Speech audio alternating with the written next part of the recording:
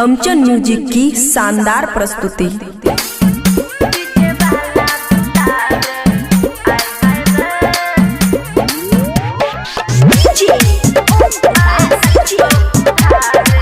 खुशी recording studio बलुआहा।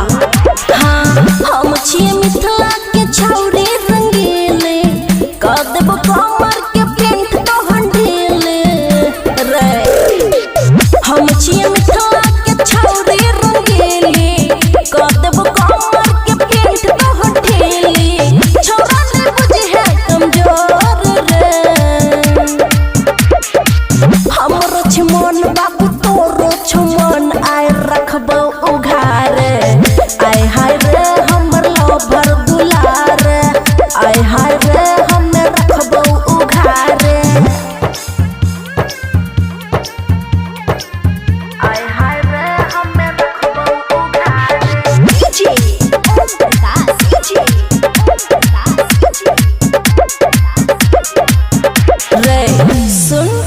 हाँ देख ले बुका तेरे पावर छौ तोरा टावर में, थाह नहीं ले तोरे तोहर लगा हमरा नहर में।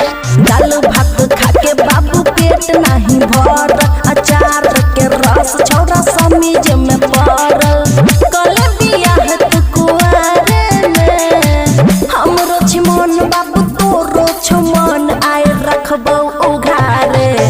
आय हाय रे हमर लवर दुलार, आय हाय रे हमें रखबो उघारे।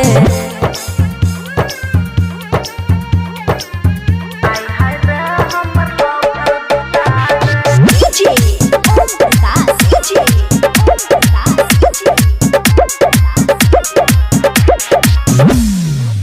हाँ नुक्का चोरी मिलल जुलल कर छौरा बंद रे।